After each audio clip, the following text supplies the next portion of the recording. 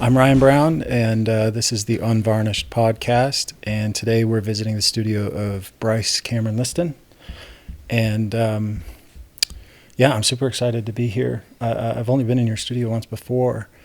And really, you were here before? I was thinking it was visited once before. Cleaning all this up. I thought I don't think Ryan's ever been here before. Just once, yeah. I don't even remember why, but I had a couple of shows here. Yeah. Was that one of them?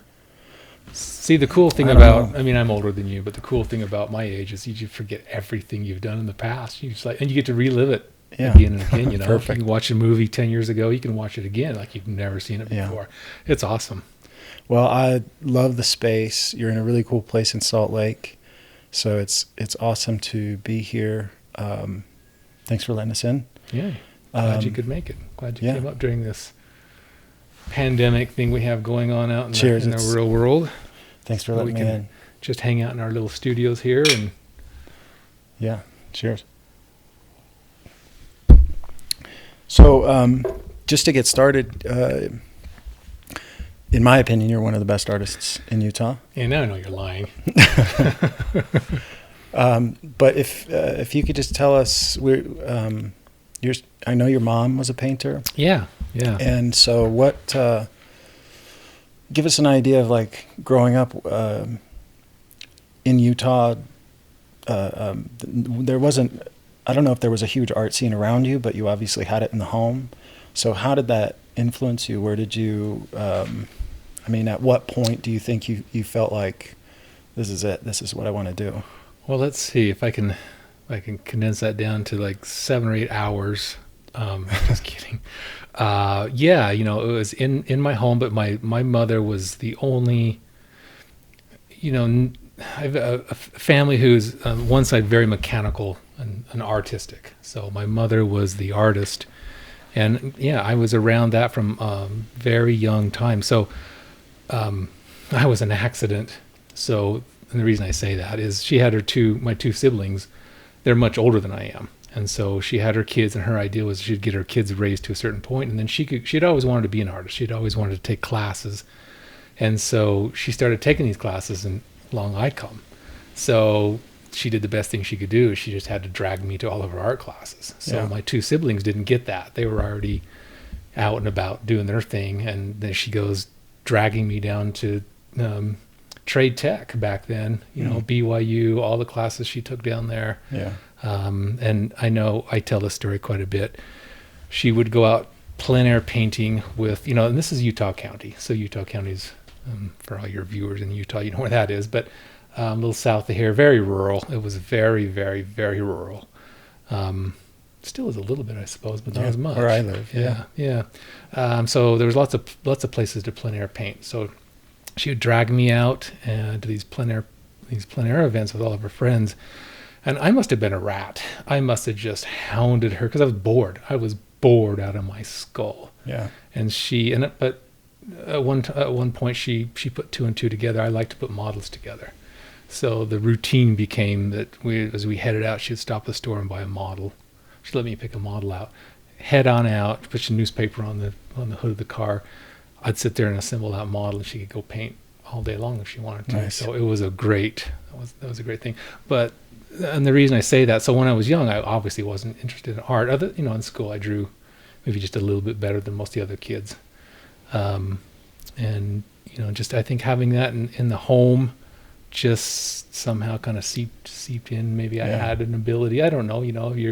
There's that nature versus nurture thing. Right. I don't know. Maybe it's a little bit of both.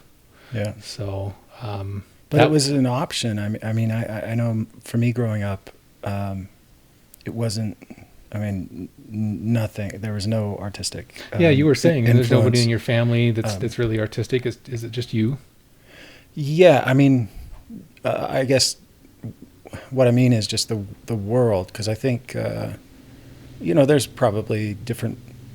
Obviously, there's different variations of creativity, but just sure. understanding the world, that there was a world of art, that this was a viable direction. You had kind of a glimpse into that, to see at least, like, if I do have an interest in this, there's an outlet for it. I suppose so. I think it was small. It was Utah County. My world was Utah County, which in the scope of things is Yeah. Just Yeah. it's tiny, and it was nothing really. Yeah.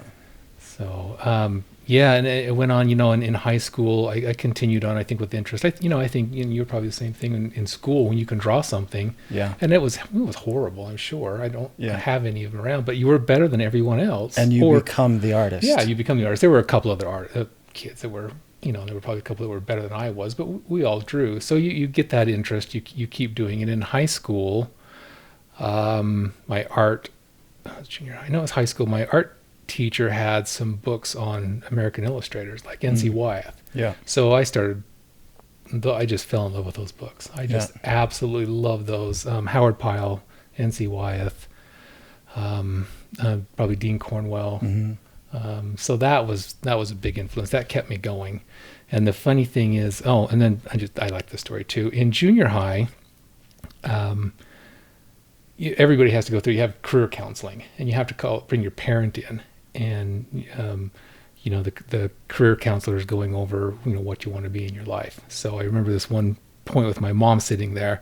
The counselor asked me, "What do you want to be when you grow up?" And I said, "An artist."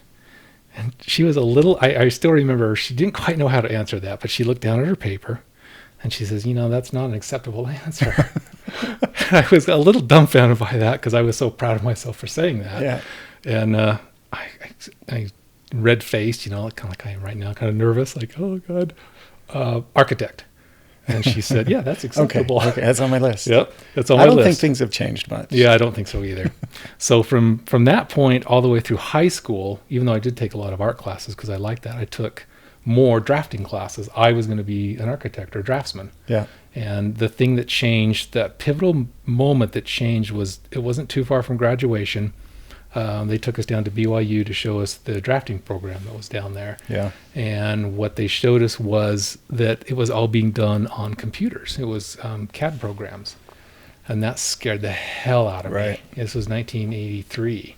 I didn't know anything about computers. I didn't want to know anything about computers. They scared me. Yeah. Back then, they were not user-friendly. No. Anybody out there that knows computers from the old days, they are not what they are today. No. I went to a computer camp in 1994, summer of 1994, and they were still not friendly. No, it was text and coding. You kind of had to code into what's the DOS language, but they were using these CAD programs they were advanced programs, and that scared me so bad. I remember coming back from that just in a daze, and I thought, I'm not going to do that. And then I remember back, junior high, I said I still liked art. I hadn't forgotten about art.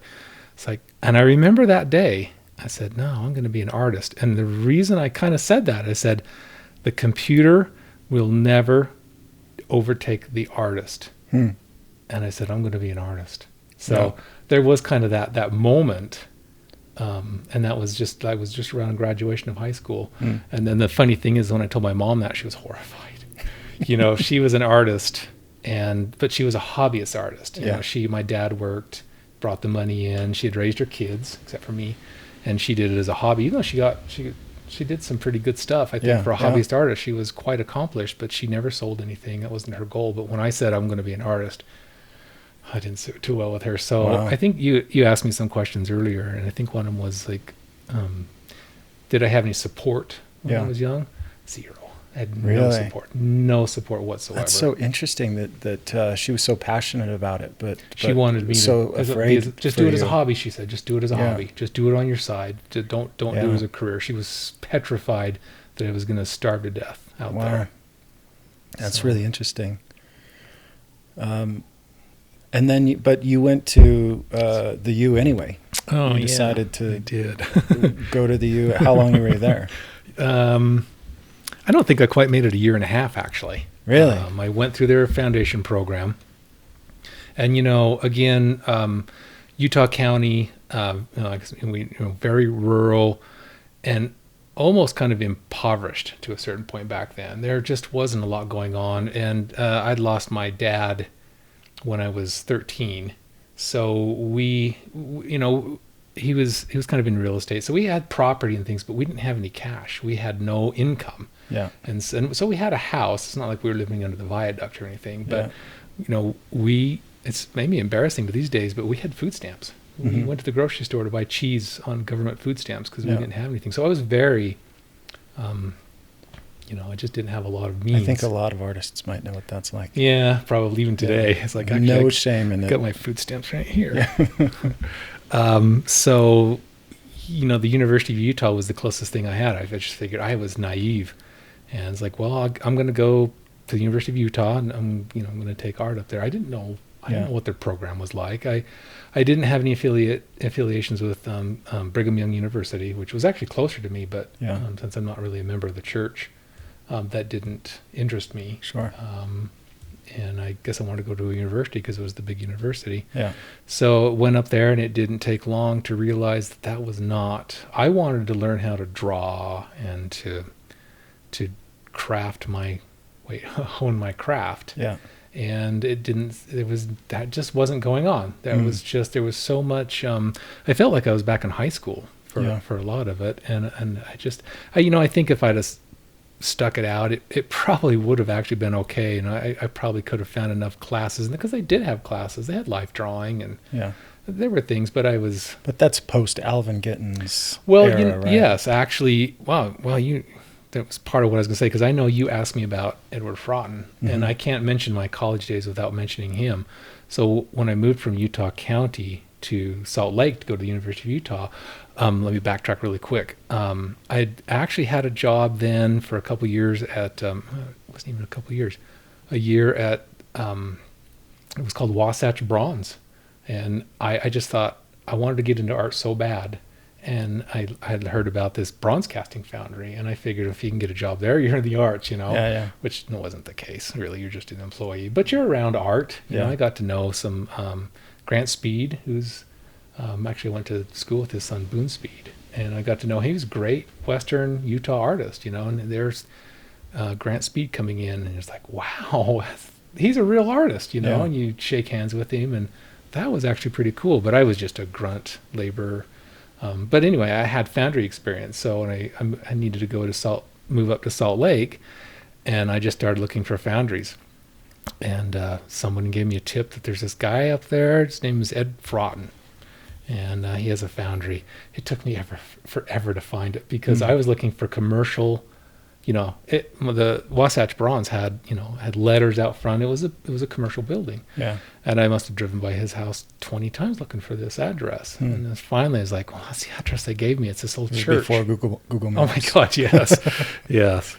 And I was like, this is the address. It's an old, I shouldn't have that memorized, but it's a very old, was a Mormon church house that he had converted into a home and foundry and studio. And I knocked on the door, and it was just fate that, we were talking earlier about how we have kind of bad timing. Yeah. That was one time in my life I had good timing. Yeah. He needed an employee, and I had some foundry experience. So he hired me, and so that was my part-time job while I was going to the University of Utah. And the funny thing is that Ed has his own story about the University of Utah. And I'm not getting into that, but at that point it didn't end well.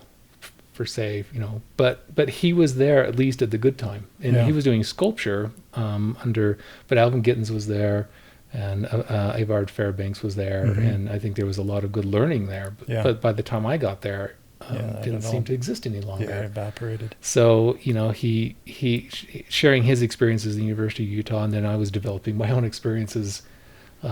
First in the painting department, then I went to the sculpture department. I was so dismayed by all of them. I tried photography at the last ditch effort, and that was the straw that broke the camel's back. That was the worst of the worst experiences I had up there. And I walked out of there and said, I'm done with that. Yeah. I'm done with that. I had to take out student loans to do it. I was paying student loans to do that. And I thought, why am I paying not to be taught how to do art? Yeah. Put up with that environment, I guess. They have that awareness at a young age. Or laziness, not trying to stick with it. Maybe that's all it was. I don't know. I don't know. I think most universities you go to, in my experience, they're all very self-congratulatory. They talk about how they're one of the best programs in the country. The teachers, oh, you got to go study with him. You got to study this with this guy and this with this guy. They're the gods of, figure drawing or whatever. They were the gods, and they treated themselves like gods. There was a couple, I won't mention any names, but, you were lucky that they would even come to the classroom. Right, they were famed to. Oh, it was very much so. But there were a few good teachers. There was, his name was Kleinschmidt. He's passed away now, but he had life structure drawing. Yeah. And I look back and it's like, I did have some life drawing, and it was he worked on structure, and that was a great class. That was wonderful. And so that's why I think maybe if I would have been a little more diligent, I probably could have found more classes that would have suited me. But then, being a 20-year-old, I wasn't the brightest. It wasn't the sharpest tool in the shed. But it's applaudable that you had the awareness to at least know what you were looking for, and because I don't think I had that. I think coming from really no understanding of the art world at all, I just bought it.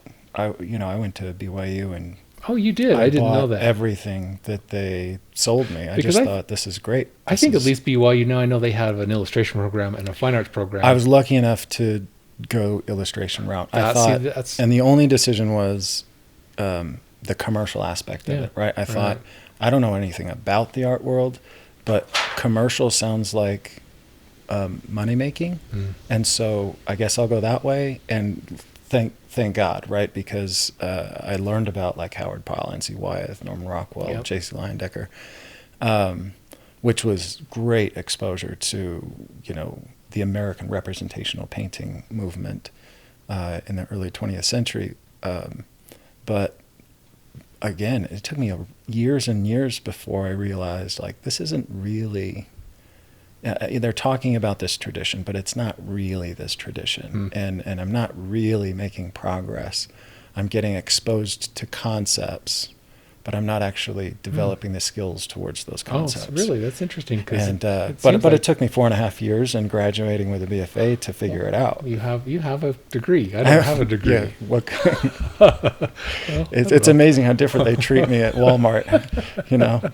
You shop at Walmart? Oh man, I don't. I'm just kidding. Okay, well, at least Target. Right. But I think that's it's a pivotal move in your history and development that you would leave, not waste any more time, and then you went straight to Ed Fraughton, who you were already with. It sounds like. So I was there, and he's one of the greatest sculptors Utah's ever produced. If your audience isn't familiar with him, look him up. I mean, it's and the first thing I would say, it's really hard to see sculpture on the web. It just doesn't have the impact. But he, and I would preface that he had started his own foundry. The reason he was in this old church was he had spent time in commercial foundries and found that they were not. It's got, in a nutshell, foundry, you're, as a sculptor, you have to put your work through a foundry, and there's lots of reworking to be done because it has to be torn apart and then reassembled in a way multiple times. He was never satisfied with the quality of how they put it together. And so he decided that the only way he was going to get that quality back then, how he had sculpted, is to train his employees, under how he wanted to do it. And I still, to this day, I went full time, and somewhat of a lazy. I probably at that point could have started looking, maybe somewhere else to try to find some other education, but I didn't. It was a good job. I would never recommend foundry work. It's hard labor. I mean, it's exciting. Sometimes it's exciting when you're actually, 36 inches away from 2,000 degree molten bronze, and you're creating. This process the ancient Greeks used to use is pretty awe-inspiring, but it's still just a very labor-intensive job, and it takes its toll on you year after year after year. So where was I going with that? It was just a job, but if it had been just a job, I would have quit. Yeah. But there was Ed, and Ed was never concerned about. It's like you clock in and you work, and then you clock out and leave. He was so. He shared so much of his knowledge with us, not to the point where he would like bring on maybe an official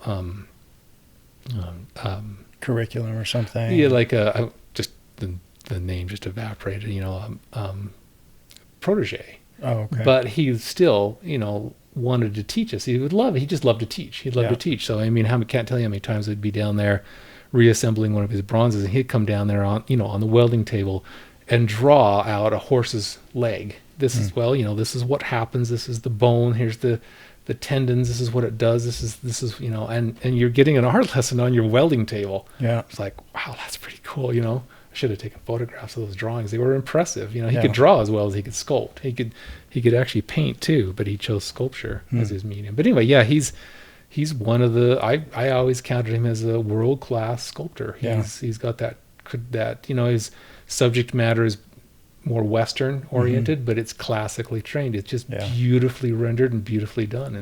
He's a brilliant anatomist and structurally sound in all of his work. Yeah. So you can see why a commercial foundry was not, it didn't fit what he needed out of his pieces. He needed to have the control so that they would come out the way he intended them. So he needed to train us in order to produce that look. Yeah. And so it was a small foundry. There was, at the most maybe 5 people, five there. And I love that environment. I like that.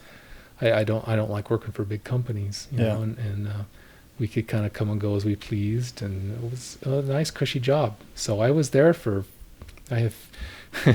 you're looking for anyone with foundry experience, I have 15 years of foundry experience, plus actually. It reminds me of Edwin Austin Abbey's biography, which is a brilliant biography if anybody wants to read it.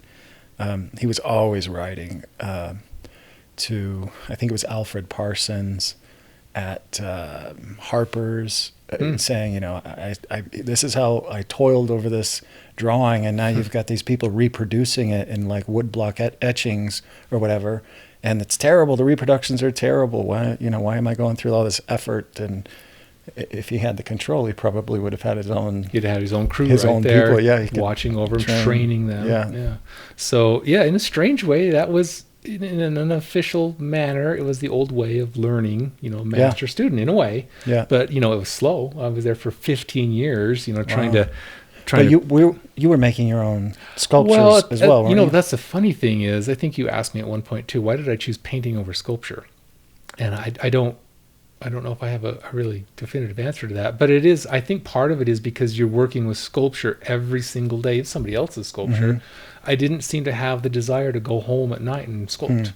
And so I started more painting. And my mom was a painter, so I had that. And I loved drawing and I always enjoyed that. So I think maybe from that, painting won over. Although I've done a fair amount of sculpting. And I love sculpting. I enjoy sculpting. I've never seen any of your sculpture, but I know Camille. That one right over there. I was going to show you that. Okay. I'll show you that later. Camille always has told me what a great sculptor you are. Oh, Camille's too nice. She's too nice. That's true. She is too nice. Well, and I was going to say too, at that same time while I was at the foundry, I met Camille. Yeah. And I was painting part-time, working at the foundry. I managed somehow to put a show together to show at a restaurant in downtown Salt Lake. And we have a mutual friend that I met through the foundry. He knew Camille, and I don't remember exactly how that happened, but he was very bold. And he said, "Oh, you need to contact Camille and have her come look at your show." And in hindsight, it was early. I hadn't had enough years painting to do that. She was so nice. I'm sure she was probably thinking like, "Oh my God, this guy's horrible." But somehow we made a friendship. We continue to communicate, and so I've known Camille. She's one of my oldest. She's not old, but oldest and dearest friends. I've known Camille forever, and we get together. I actually took a workshop from her. I taught a workshop with her and another friend of ours, and this is so many years ago. I filled in for her at her atelier once when she had to travel somewhere else and try to continue what she was doing. So we've had a great bond over the years, and she's one of my favorite. She's just so good. She's so amazing. I can't say enough things about her amazing artwork. Yeah, she is absolutely one of the very best artists. Beyond Utah, she really is. She's brilliant. And she's under the radar. She's so quiet and under the radar. I remember there was a time I went to Florence in 2003. I ran out of money in 6 months, had to come home, and was home for 3.5 years. There was talk about creating a school in Utah. There was meetings about it. They invited all these, Ed Frotton was a guy they invited, and I wasn't aware of that. William Whitaker, and there was a bunch of, we had all these meetings, and I had been teaching a little bit out of my studio, just some stuff that I'd picked up in Florence, and they brought out Patrick DeVonis from New York and started the school, he and Bill Whitaker. And I thought, oh, thank goodness, because this is I wanted to go back to Florence and finish. I just didn't have the money. And so I thought, this is going to supplement that. I'll be able to finish here rather than going back to Florence. And not once did it occur to me to look up Camille, even though I had heard of her. And it wasn't because of her. It was because it wasn't in my face. Do you know what I'm saying? I just forgot it was an option. And I kick myself about that all the time. I even went to her studio a couple of times for open drawing sessions. Well, I was going to say, it just dawned on me. I think I met you once. No, up at her studio? I think so. Yeah. I mean, again, like I said, at this age, my memory doesn't quite work like it used to, but I think we bumped into each other because she introduced me. Yeah. You must have known her to a certain degree. A little bit, but again, I was just so naive and young, and I guess Florence was always kind of in my head, I got to go back and finish. And then they started the school in Springville, so it was right down the road from me. So again, it was in my face. Yeah. What was that school called? Was that? They called it the Carl Block Academy, but it wasn't around. It was pretty unorganized. I guess I don't remember that. Yeah, they didn't really advertise it much. I mean, the reason I went there is because it was right down the road, and everybody was saying, "Oh, this is going to be the best thing ever." It wasn't, but why Camille never occurred to me was just my own naivete, but also that she flies so low under the radar. Yeah. Even now, I think she should be bigger. I agree. She is. She's so great. Yeah. Well, and I brought her up too. I want to just mention that as I was at the Foundry learning from Ed, I kind of bumped into Camille, and so even though I wasn't one of her students, I just took in everything. Yeah. I think I just was trying to absorb everything from her. So I was thankful. I think that was part of that, as a self-taught artist, as a dropout self-taught artist, I mean, you pick up what you can, where you can. And Camille was pivotal in that, even though I wasn't a student, just being around her and being around her art and listening to her lectures and what she said and just being her friend. I still to this day I still look at her work and try to absorb as much of it as I possibly can. Yeah, we had her teach a workshop last year. That's right, you did. We hope to have her back. Yeah, she's so good, and in a way that I mean, it's very cohesive. I think we both learned similarly, but she's so unique that I mean, the way that she's going about painting is so great for my students because it's so outside of the way I do it. Yeah. Great for them to get exposed to that different way of seeing it. But as a self-taught artist, that's interesting to me because I've met a lot of people that, I mean, I would say the majority of artists out there probably kind of hold that title for themselves as being self-taught. A growing number of people are finding the academies, the ateliers, which are obviously great training grounds. They're very organized systems of teaching and taking students through the development of these principles. Yep. But for me, I really feel like the academy was essential. That there's a lot of things that so like I said, I went to Florence from 2003, and then I was home for 3.5 years before I went back in January 2007. And I fumbled through. I learned some things. I kind of picked some things up, figured some things out. I did a lot of plein air painting. I did some portraits and had models in, and I tried to keep moving forward, but I was bad. I just was so clumsy, and I knew. I was reflecting back that me. It's like I know that feeling. Yeah, it's just clumsy, And I feel like, you know, for my personality, the way I learn, I needed that. I needed the structure. I needed the organized way of presenting information. I needed the environment where I could just completely focus on getting better without the worries of trying to produce for a gallery or whatever. Yeah. And I'm impressed by people that don't have that experience and still put it together. Because I just don't think I had that skill. I don't think I as passionate as I was, the things that you've figured out, I wouldn't have figured out on my own. I would have still been toiling in just total, just a murky, cloudy vision for what I wanted and how to solve problems and whatever. You just described my head, murky, cloudy vision. That's pretty much, well, actually, I think it's pretty much that. I think, you know, I know a lot of artists. I think in a way, kind of like you always tell me how, you know artists from different, I don't know what to call it, like, you know, the New York artist, the classically trained, you really go outside and you friend and you, what's the right word? You don't just stick with one type of artist as your, you know, your friends. You know lots of different people, lots of different approaches. Move that mic stand just a little bit. Oh, it's picking up a little of the couch movement. Yeah. Sorry. Yeah. I think I heard that. And so I was going to say the same thing. I have a lot of friends who they've, like you and Camille, who have this classical training. I have friends who have illustrative training. I have friends who are completely self-taught. Yeah. And there's this common link is that we all live in this cloud of, I don't know what I'm doing. Yeah. You know, so I think that's, you know, you miss something or you gain something no matter which way you do it. I don't think, you know, I don't know if there's a right way to do it for everyone. Yeah.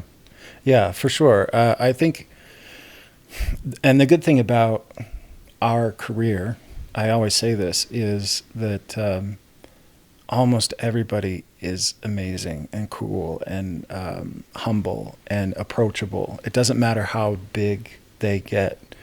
You rarely meet artists who are arrogant or off-putting or you know, you don't really want to be around them. They're typically the sweetest and some of the most intelligent people I've met.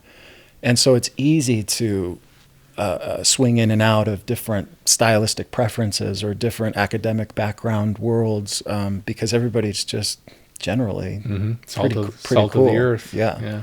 And we all know that the information isn't ours. However we got it, however we figured something out that somebody else probably helped us, or we borrowed it from another artist, or we read it in this book or whatever.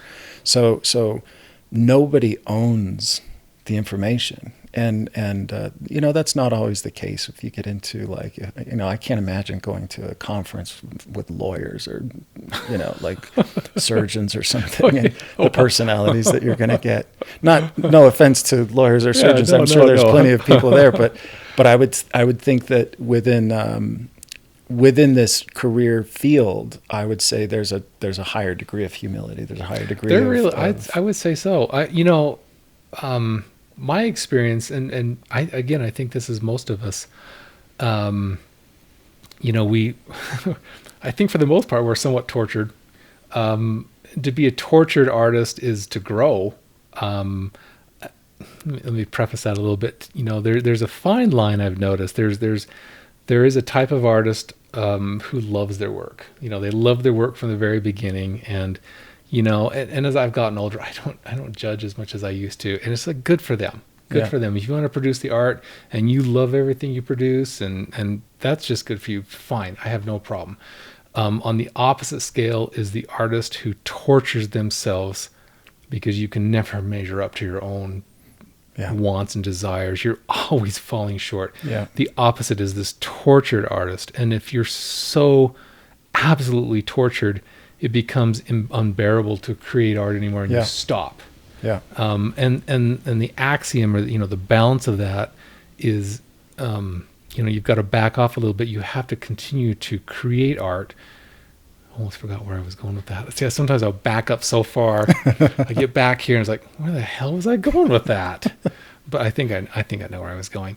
And so I just wanted to say that it's like that, and again, back to that thing, doesn't matter what your training was. I think,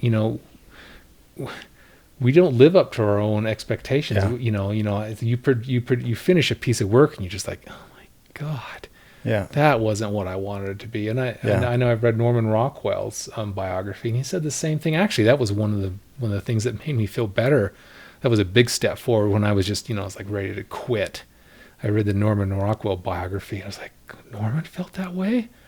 Oh, well, okay, I'm in good company here. Yeah. So that's where I was going with this, is just you're in your studio producing artwork, and you just feel like you're just going out in the forest and you're lost and you don't know what you're doing. I attributed a lot of that to just being self-taught, but in a way, I don't think that was necessarily the case. And I joined Oil Painters of America, early on in my career. Yeah. And so you go to these conferences and you meet other people. I showed you those, like the Kevin Bylefus paintings. He was one of the first people that we struck up a great friendship from Oil Painters of America, and we met each other, and we just were brothers right off the bat. No, bat we actually kind of look alike, kind of tall and doofusy looking. Sorry, Kevin, I'm just kidding. You're cool looking. I'm doofusy looking. Anyway, and my wife can attest to this, because she would usually attend the Oil Painters of I'll just say OPA now. That's Oil Painters of America. She would be there, by my side, and we'd be talking to these artists that we'd just met, and we'd be having this conversation. And I remember this first time I looked over, and she was just she didn't know what to say, and I was like, "What's the matter?" She says, "They're saying the exact same things you've been saying for the last 5 years. These, like, I don't know what I'm doing.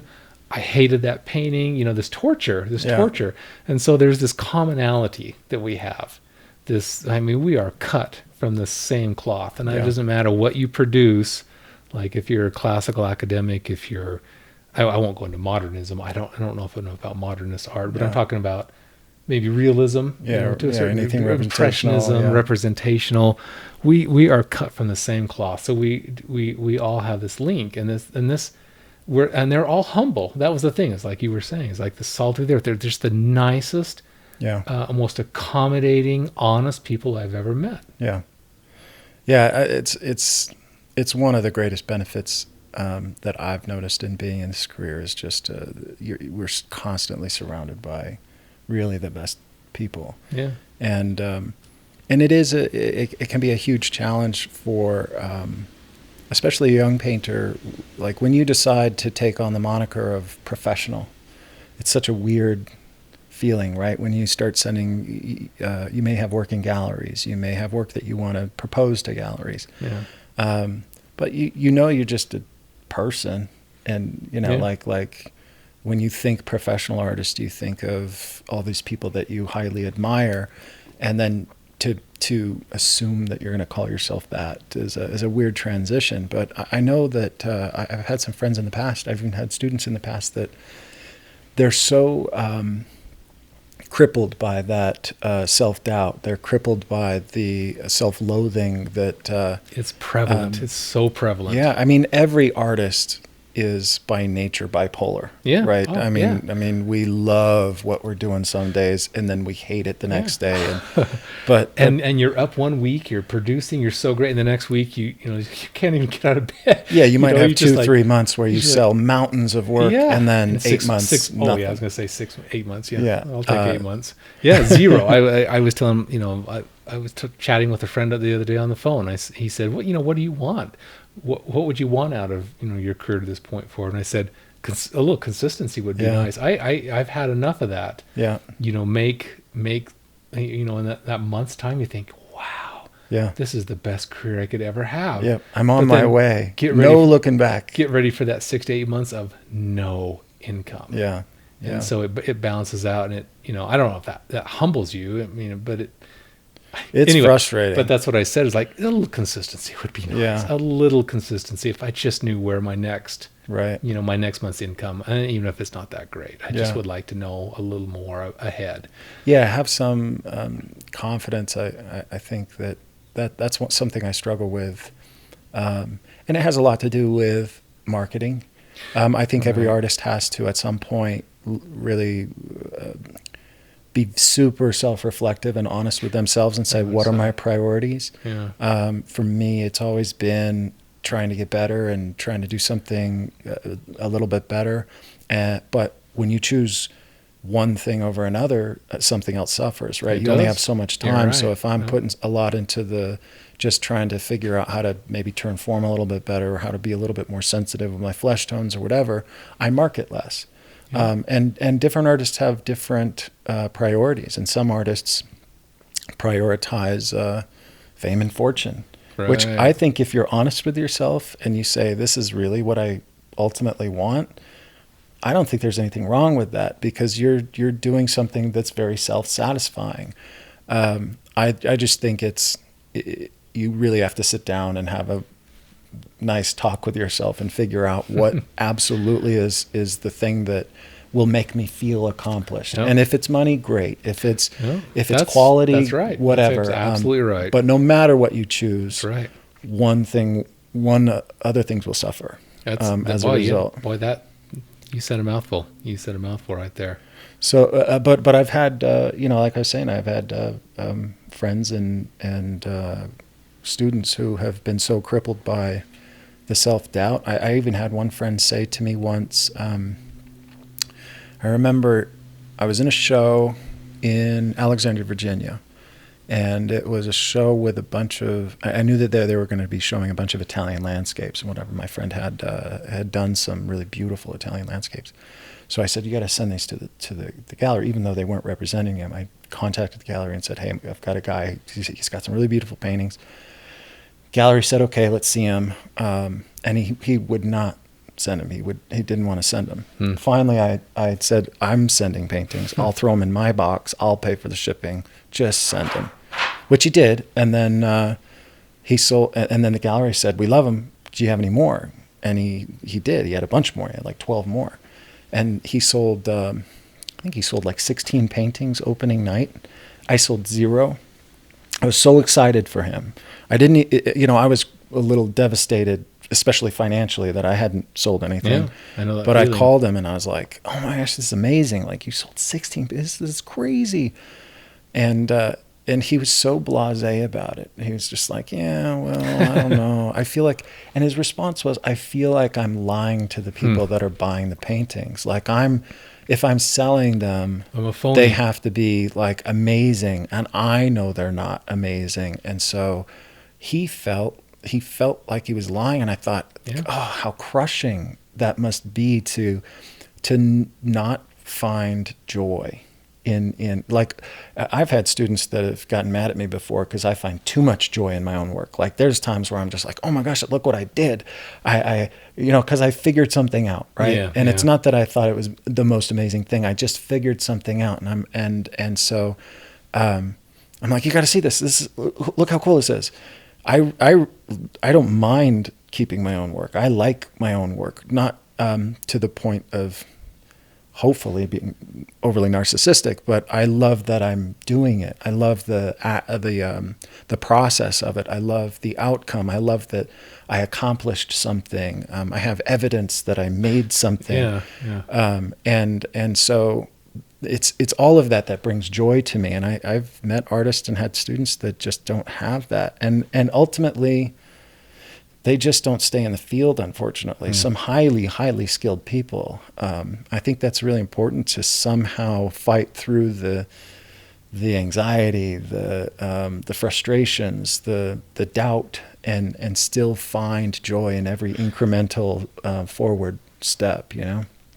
That's that balance I think I was kind of mentioning, is like, you can't love everything you do. You can't just be in love with it. Right. You can't torture yourself just to the nth degree. You've got to find a balance in there where you grow, because I think you and I are the same. It's like, that's the driving force is like, and again, I think this is even back to Norman Rockwell again. He said, they said, maybe I'm accrediting this. What's your greatest piece you've ever done? The next one. Yeah. We all do that, but it's the drive to do better. Better. But you get to that and you're like, didn't quite get there. Okay, next time. And your whole you push that through your whole life, and it is there. there's so many people that can be an artist, maybe technically, but there's only a few of us that can actually make it through, because it takes this like multiple parts of our personalities to somehow continue doing this, without a lot of income sometimes. Yeah. And you fight yourself more than anything. And it's not only the income. I find that, especially in the age now of social media, there's so many things that play with your confidence, competition, social media likes, whether things sell or not, if you're invited to this show or not invited to this show. There can be so many things that we look internally and make us even more self-conscious. Like I love this piece, I put it on social media, I got 300 likes, and or I sent this piece, I thought for sure not only is it going to sell that, but this is like magazine cover worthy. This one's a good one, and then it doesn't sell. And or I remember I was in an OPA Western show, and I had it was a relatively large piece, 42 by 48, and it was 10 times more expensive than anything else in the show, which made me embarrassed. And then I show up and there's like a 3-hour head study with a ribbon award on it, and an hour and a half barn sketch next to that, and I was sandwiching my painting, and my painting took like 4.5 months, and all these other sketches are winning awards, and it can play with you. You can go home and think like, I guess this isn't as good as I thought it was, or like I spent all this time on it and nobody's responding to it. But I also think that if you can figure out, really internalize that, it can help you be a better communicator. Why are less people responding to it? How do I become a better visual communicator? What are people, what are the good qualities that they are responding to in my work? That can be hard to navigate as well, but it certainly can play with your head. Well, the venues are very different too. OPA is, I don't want to pigeonhole them, because it really accept anything representational oil painting, but it's more of an impressionistic look. Yeah. That's just kind of its focus. But if you go back very to sketch aesthetic. Heavy, Portrait Society, they're after a different aesthetic back there, or something in California would have the California Arts Club. They would have a different aesthetic. Yeah. So you have to kind of choose a little bit. You may not do well at one conference, or if you're into plein air, obviously, you might do really well in the plein air conference. So you have to kind of learn. They're not all the same. They're not all. This is.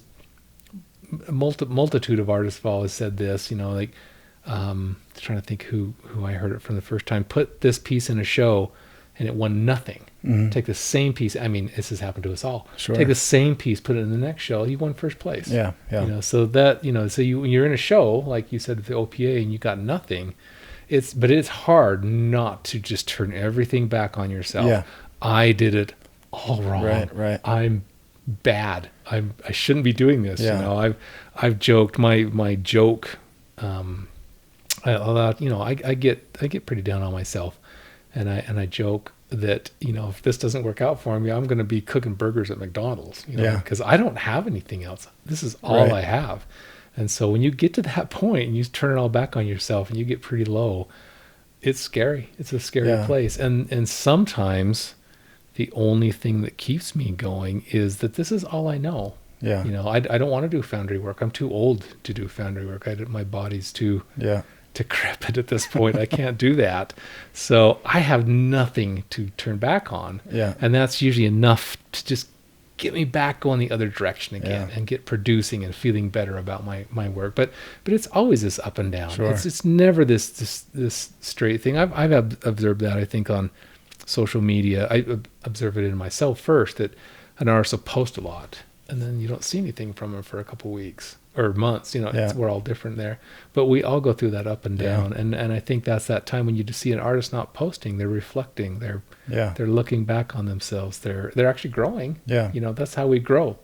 So I always told myself, if it gets bad enough where I have to go get a job, I thought, well, Costco. I love Costco. I'll go hang out at Costco. But really what I would do... That's a lot better than McDonald's. I would get a job at an art supply store so that I had to answer the questions of all the hobbyists.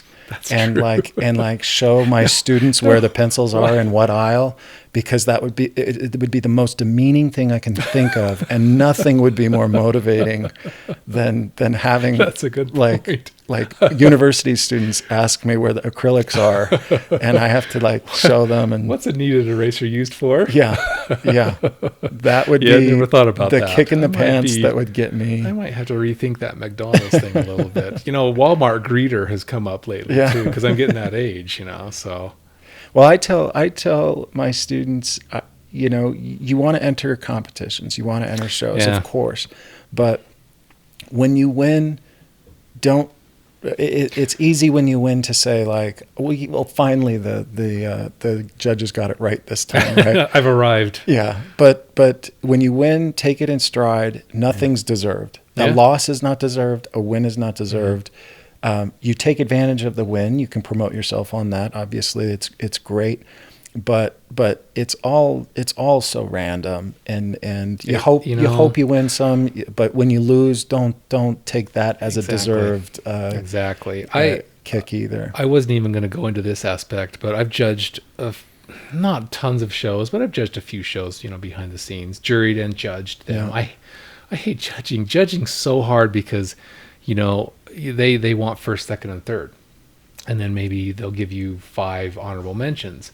And as you're judging, you get it down to maybe 30 pieces or more. I'm just throwing that number out there, and you're looking across the board. It's like they all deserve this. There was more that deserve this, but you have to put it down to these few winning pieces.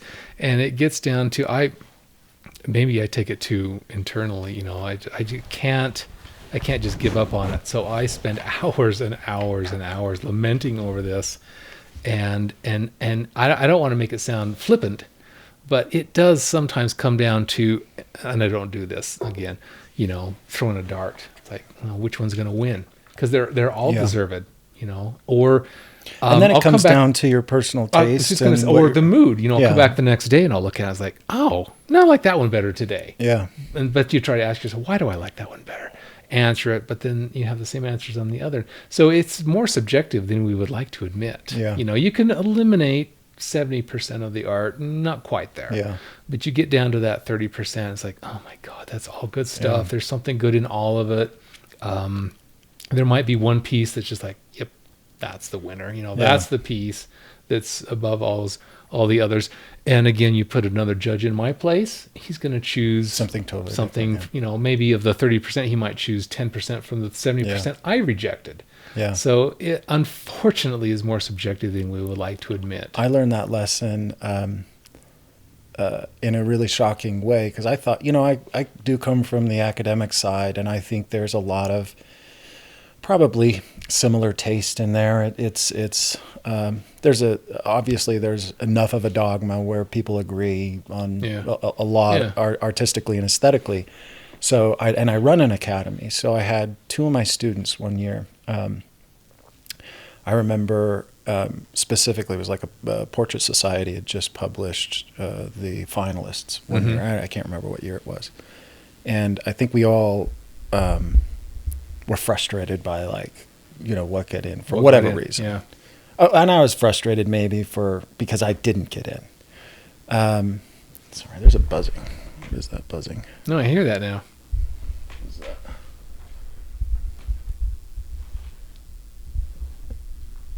Anyway, and so I thought, okay, we'll do an experiment.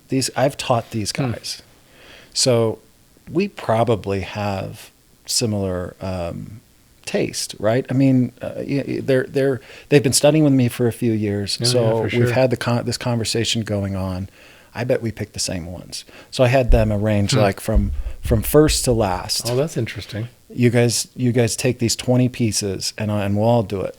We were so all over the board. Really? Yeah. And then we had these arguments why would you pick that one? And this one's so much technically better. And this one's composition and the idea behind this. And that was a good lesson for me to realize, all bring, it's inevitable.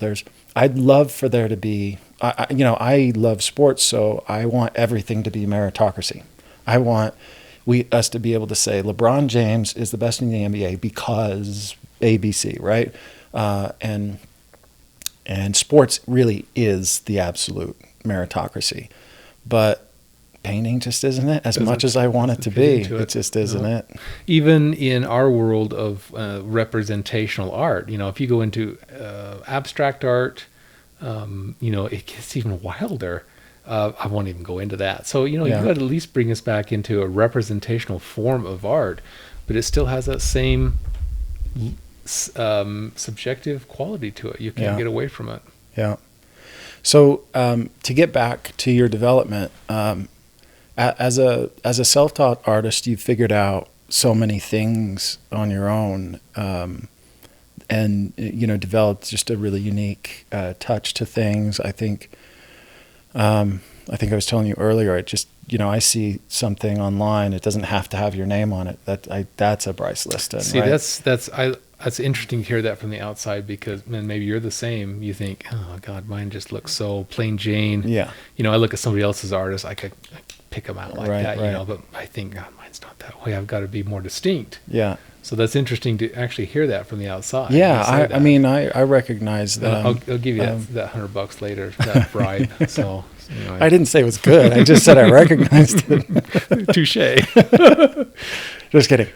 No, but I'm interested in how you developed. Like, where did you find inspiration? How did you put together information? How did you get to a point where you felt confident in your problem solving? I mean, I know we still struggle with our confidence, but you're working at a very high professional level. How did you find the inspiration and put the puzzle pieces together on your own? I'm glad you mentioned puzzle pieces. I think puzzle pieces, that's a great metaphor. Is that the right word I'm looking for? And I've chatted with, go back to earlier, chatting with other artists who are self-taught. And one of my conversations with one of my friends, the term learning out of order came up, which is interesting. Maybe, I don't know if this is actually, I sidetracked. I don't want to sidetrack from what you asked, but, like you were taught at the academy, and they know this from tradition, what works best. You do A, and then you go to B, and then C. This is stair step. Yeah. And I think when you're self-taught, you're presented the information, but you may not necessarily be ready for that information. Yeah. So you're bombarded by this information. So it's like this learning out of order. Yeah. And you may pick up, it's like you're there in the ethos, and something may just like hit you in the face. And so I think that's the problem was you say maybe in a course you learned it, I'll just throw out a number, 4 years. We went from point A to point D in 4 years. Well, mine was 15 years of floating out there, picking up these, you don't know where they're going to come from. Yeah. You think you know something. Well, you do. I've used a term of like, you don't learn one term and then you know it. Yeah. You learn it just on that first level, and then you'll learn a bunch of other stuff, and you'll come back to that term, and it'll just be really nuts and bolts here, say value. You don't think you understand value. You get that aha moment. Yeah. Oh my God, I understand value now. Right. But that's only the first step. Then you learn all these other things. You come back to value again. You come back to value again. And you develop that development your whole life. Yeah. You just continue to develop that. So learning, I think, on your own, you just don't know where those are going to come from. You read a book, you watch a video, you take a workshop. It might be 5 years between, and you're suddenly like, oh my God, and you feel stupid because you feel like, I should have known that 10 years ago, but I just learned that yesterday. Right. So I think that's the dynamic with being kind of that self-taught thing. But then again, I think maybe the advantage is you've assembled it yourself. You don't have a teacher, or you have a multiple of teachers. Right. Your teachers are just across the board. They're everything. And so hopefully it's more unique. It can't be more unique. It can only be unique. It's maybe you're unique. I don't know. I don't feel like I'm unique. But you're not fighting a particular dogma. A dogma. That's the word. Yeah, you're not trying to get away from. And so again, that's what I said. Like I've known these teachers. It doesn't matter if they're illustrators or classically trained. They just seem like they're like, got to get away from that teacher. I look like him. Yeah. I got to get away from that method that the school taught. Oh my! I can't wait to get away from that. Yeah. So we fight different aspects of that. So my fight was that you fake it till you make it. You've heard that term. That's self-taught. Fake it till you make it. So that was my whole career of And I think that was one of your questions, to jump back really quickly, like, how your career develops. And so I like jumped into my first gallery somewhat, I think, just by happenstance. Got into a gallery, and she started selling my work, which was, I suppose some of it was actually pretty good considering I didn't have that much training. And and then I got into OPA, won a few awards, won a few shows. Galleries contact you because they see that, they may have actually put that show on. That's actually happened to me 3 or 4 times where the OPA show they saw my piece. I think more often or not, I won an award. And the next thing, they're all calling you on the phone and say, hey, we'd like to have you in our gallery. So that, that was that stepping stone into the gallery. And so this whole time, and I wanted to step back too and just clarify this real quick too. I had a family, before I really like jumped off on my own. So I always had this unfortunate, maybe it's good, maybe it's bad, I don't know. You have to make money. You have to feed your family. So this need to be commercial. This commercial aspect had to be there, I felt like. Because I know you asked me, how does that affect what I did? So this whole thing of like being self-taught, trying to learn as you go, it's like this stumbling forward feeling I've always had. And it's trying to push yourself as an artist to be better, but knowing that there's this gallery that needs work. It has to sell. I need to make money for my mortgage, my car payment, my kids' school, whatever it is. There's just, and that, you said that earlier, there's this, you have to sacrifice one thing. So that ultimately, I think, won out. Even though I wanted to get better, I thought I was getting better faster, but I think the commercial aspect to sell artwork was dominant. And it got to the point, 2008 happened, as we all know. The 2008, changed everything. It turned everything back into the blender, and kind of started us all over again. But the art world never really came back out the same, did it? It changed. Now, geez, with the COVID thing, it's I don't even know how this is. I don't know how it's going to work out, because it seems like the gallery presence, the whole concept of it changed in 2008. Really, 2010 it really started to, exactly. It took a couple years for that to really, and I think that again wasn't as much the financial devastation that happened. That's not the right word, but it was the presence of the online. Social media began to really change that gallery dynamic. And now with COVID, I mean, I would hate to own a gallery right now. I can't even imagine how difficult that's going to be. So I mean, you kind of rely on that. You're selling original artwork, and yes, we all kind of get frustrated that we're making objects to be viewed in person, and the most they'll be viewed is digitally. That's frustrating for the artist. It's nice, obviously, because you get a wider audience, but it's frustrating because you want people to see original work. And now that people can't go to galleries, I think the gallery dynamic was changing anyway. It was. And this is a huge shift. I don't know how it's going to. I think it's going to have a dramatic change on the general landscape of showing and selling work. And I wish I were just a little smarter or younger to know maybe what's ahead. But for me, it's going to have to be a little more observation.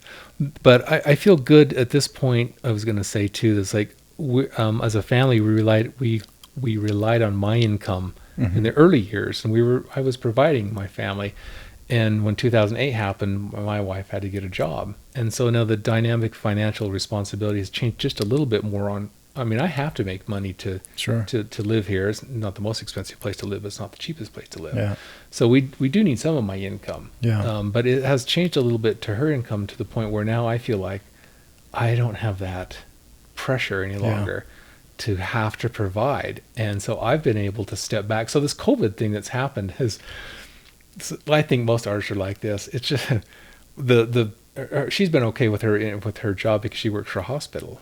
So she's been able to continue to work and things. So it's like that took the pressure off me. I can just now explore what I wanted to do 15 years ago. And just play around with line, with form. And I'm not after that commercial aspect right now. and I could look and more and prove myself. And I think I was going to mention that really quick. There was this discrepancy that began to erupt. Ooh, that's a good word. I haven't used that word. Erupt in me, maybe around 2013, where I begin to realize. You mentioned this. What do you want as an artist? Yeah. And I realized that my whole career had been this commercial artist, success or not, sales or not, whatever it was. That was my drive. And I began to examine where I was with this. 2013, 2014, there was some personal loss in the family that I think also was part of that reflection. And I started asking myself, it's like when I'm on my deathbed, next year, just kidding, sorry. I love that. That's a Homer Simpson thing. You can cut that out. When my deathbed, what do I want to have said with this? Yeah. And so I really started trying to rethink about it. It's like this stuff I've been painting for the galleries it was great. It was great. It provided us with a living. But as an artist, that's not what really was driving me. So I've felt very fortunate over the last 5 years, even though there's been a lot of angst and torture and ready to go work at Walmart, every other month or so. But I feel like I've grown more as an artist in the last 4 years than I did my whole career, because I'm focusing more on that now and not the commercial aspect. And I'm bringing this back around to the online aspect. So I'm beginning to pull out of my galleries. I'm down to just, that I'm afraid at this point to leave that last vestige, even though it's not working for me. Yeah. But I'm afraid to write that last letter to say, I think I appreciate everything, but I think I'm done. Yeah. And I'm ready to present myself online. And I'm scared. I'm scared to death because I don't know how that's going to work out, because now with COVID, we don't know where this is all going. But I feel like I'm, at least where I've come from, I'm kind of done with that gallery relationship. And again, I appreciate everything they really did for me. That was a great relationship. But I'm ready to go on to the next venue. And what I want that, I said that wrong, but what I want that, I said it twice wrong. What I want it to lead is the inner exploration of an artist, and to try to become more of an artist's artist. Yeah. And you and I have talked a lot about this, where I think you've said the same thing, where you step back and you say, I guess I wasn't as good as I thought I was. I want to get better. I thought I was, and you're getting better, but now you want to get better faster. And that's your number one goal. And that's where I am right now. And I'm very, as weird as this all is out there, it hit me at the right time. So this is another second time in my life. Good timing. Yeah. It's like, I don't mind the COVID thing as far as, my relationship with art goes. I can just sit here in my studio. Slowing down. The pressure's off. Yeah. And I can just work in my studio, and work on things I should have been doing 15 years ago or 20 years ago. Yeah. If I had gone to an art school and been taught that, now I can go back. I feel like I have the experience that I can teach myself a little bit more efficiently now. Yeah. As the learning is not so out of order that I know what I need to focus on. Yeah. My time at the academy, I always say is, it's the most magical time when you get it, because you have none of the pressures of producing and keeping track of which work is where, and shipping costs and framing costs are insane, especially if you're addicted to gold like I am. And that's wearing these multiple hats we have to wear. You wear 25 hats, and everybody thinks, they get to spend all their time in their studio producing art. Well, a week can go by and you think, I can wedge in an hour of drawing right now, because I've had to wear all this shipping and framing and communicating. And that's just insane sometimes, isn't it?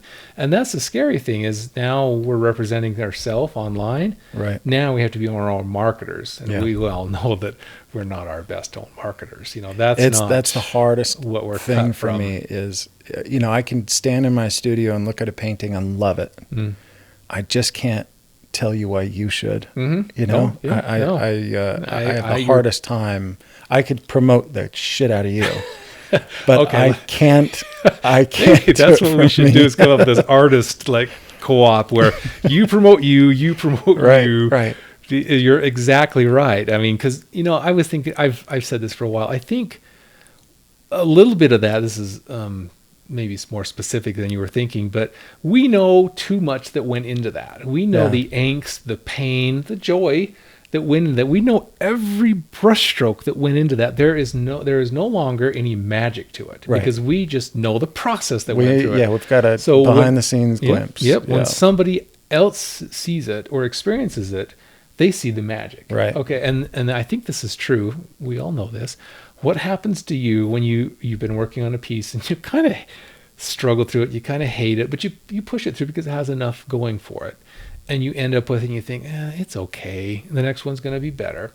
You package it up, you either ship it out or you stick it behind a cabinet for a year, wherever that painting goes for a year, and it comes back to you, and you look at that and you think, well, I'll be damned. That's not so bad. It's not so bad. There's things I could have improved on it, but it's nice. That's just, I think, a glimmer sometimes of what the client or the collector might see from it. They're seeing that, and they're seeing it for the first time as a finished product. Yeah.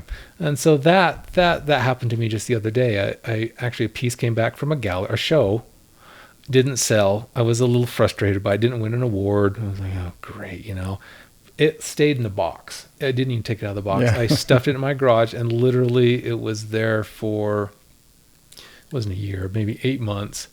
I have one of your questions about patrons. I kind of have a patron, and he asked me if I have, he knows my personality. He said, do you have any paintings kicking around? I was like, I don't think so. Do you have any in your garage? Well, actually, I think I do have one in my garage, And he came down, and I cut the tape off, and I pulled that up, and I looked at that. I was like, oh, wow, that's a pretty nice piece. I guess I should have pulled that out of that box, and put it up in my studio at least. And like, he took it, and he's happy with it. Yeah. So anyway, that's just this weird dynamic. And I guess I thought that would have worn off years ago, but it doesn't wear off. It never seems to wear off. If I do this another 20 years, it's going to be the same thing.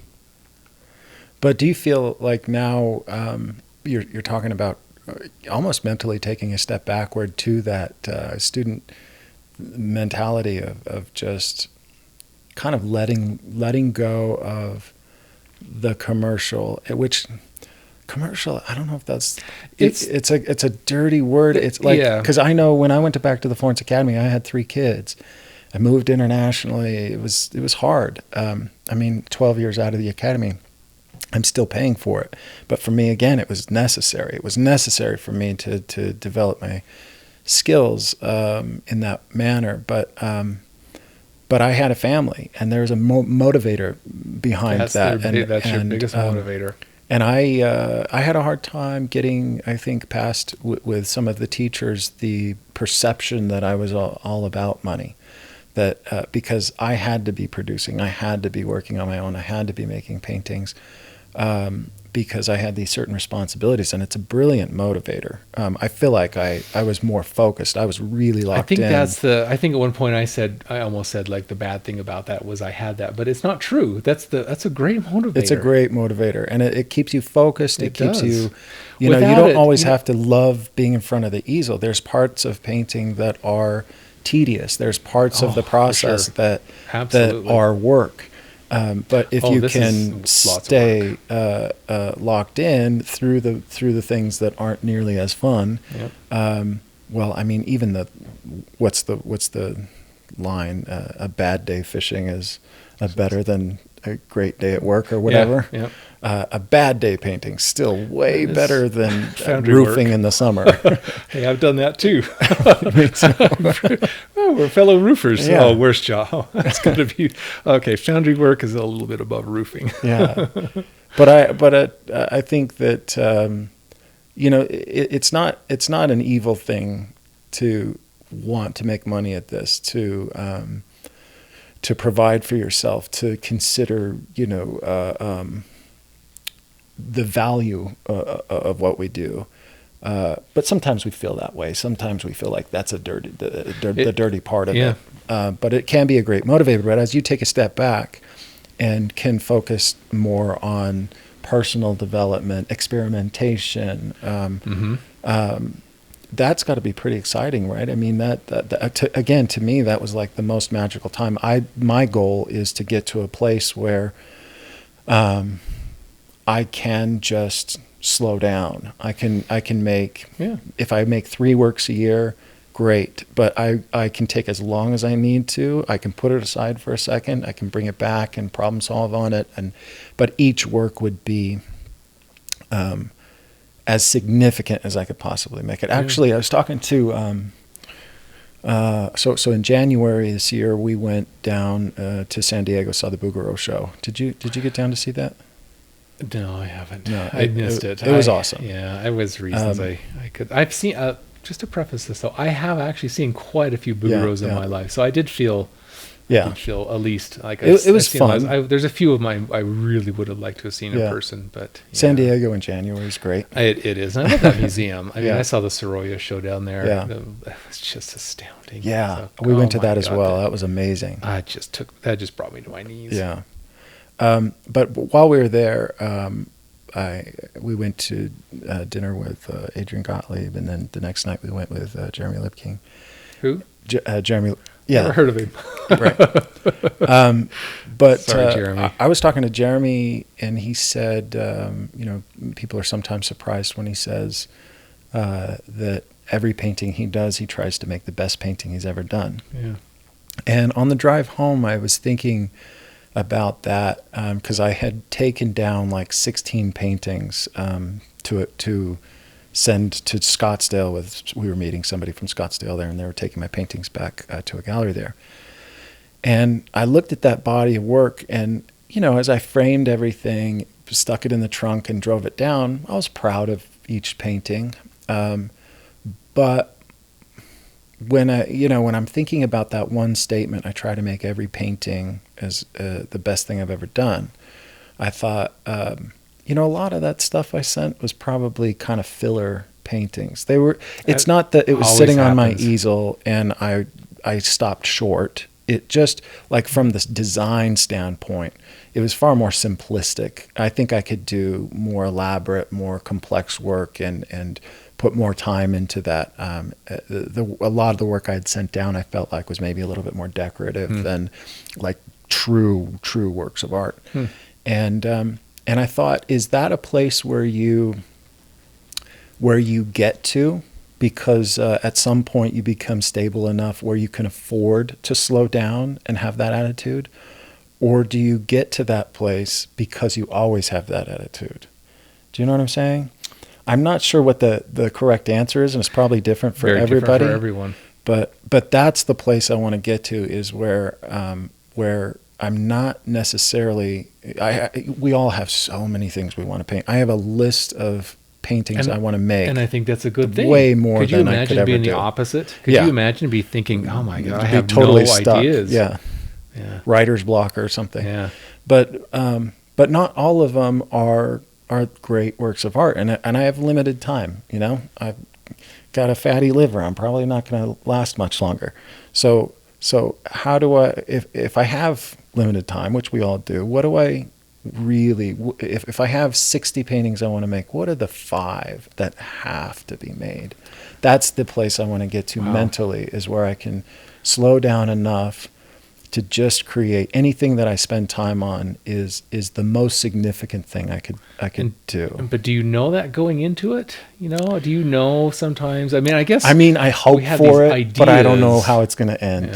Yeah, right? I guess that's at the beginning is the best, that's right? True. You're like, this painting is right. going to be phenomenal. Then you finish it, and so there's a few little but you're right. The idea, that's my favorite part, or starting the painting sometimes. That's my favorite. I think we're all like that. The favorite part, then the work starts.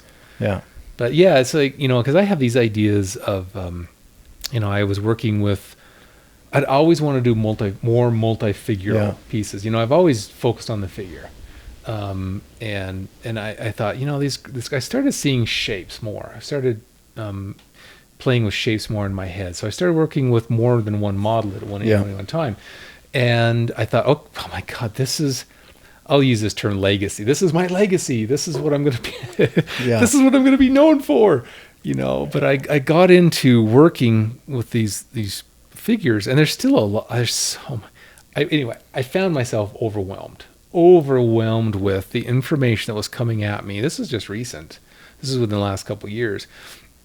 And I thought, okay, I can render, I don't know if that's the right word, I can render that information that I see. And a lot of this came from photographic reference, because having multiple figures in these positions isn't viable for life poses. So I was working photographically and taking this information and thinking, if I keep going down this road, it's just going to be so much rendering of the figures. There's going to be 2 figures, 3 figures, 4 figures together, and it's going to be this. That's not quite what I was after. So I actually kind of shelved it just a little bit. And so I'm thinking I'm kind of going around the end result just a little bit, exploring, looking. I don't know where I'm going with this. I was like, I wish I had a flashlight, but I don't. Yeah. But I know that wasn't, if I had continued down that road, that would have just been, I don't have the right word for that. I want something else out of it. Mm-hmm. There's something else I need to pull out of that imagery. I still enjoy the imagery, and I think I still want to go down that road, because that really excited me. That really excited me, to seeing in an abstract fashion for the first one, not the first time in my life, but I really begin to see these figures because they make an abstract shape when there's more than one figure.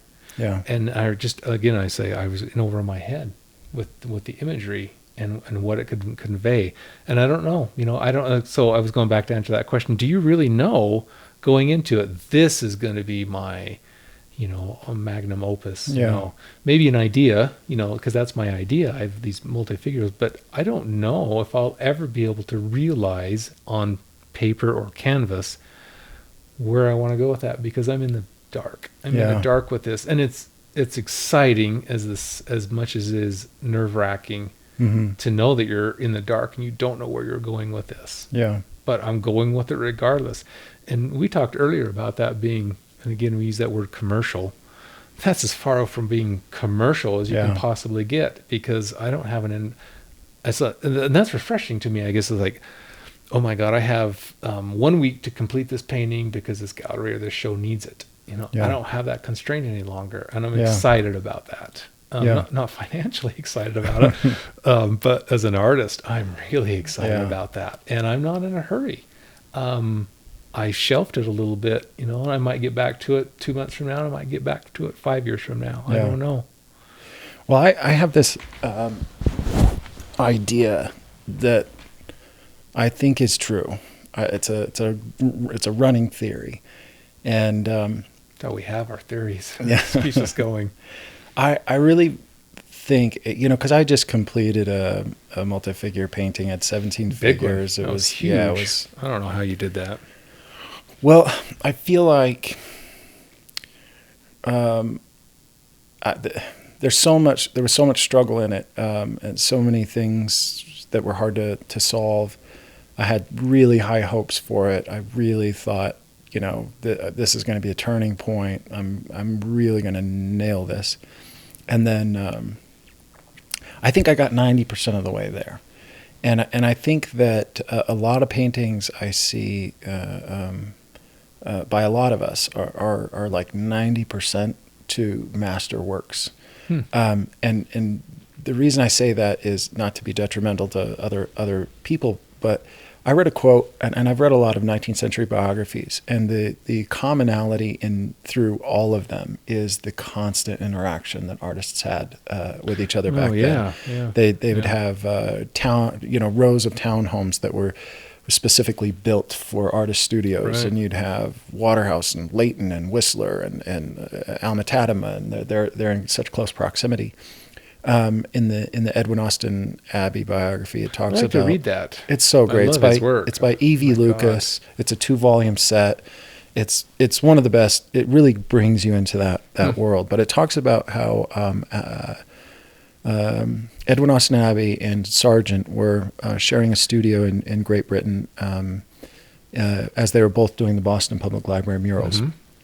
And it talks about Alma-Tadema coming by, Wagner coming and playing music while they painted, and Alma-Tadema would come by and give critiques. And it really goes into depth with that. But I read another quote recently that said, by a 19th century artist, he said, "We would visit each other's studios between 3 and 4 times a week with the express purpose of critical review." Wow. And I think that happened so regularly back then, and it just does not happen today. And I feel like the majority of work that we see in museums really was done by committee, in that it went through several eyes before it came to completion. There was a lot of interaction from artist to artist. And I look at it like building a rocket ship. There's so many moving parts to making a complex painting, that if you're the only one that's in charge of making sure every screw is tied down tight, that rocket's blowing up.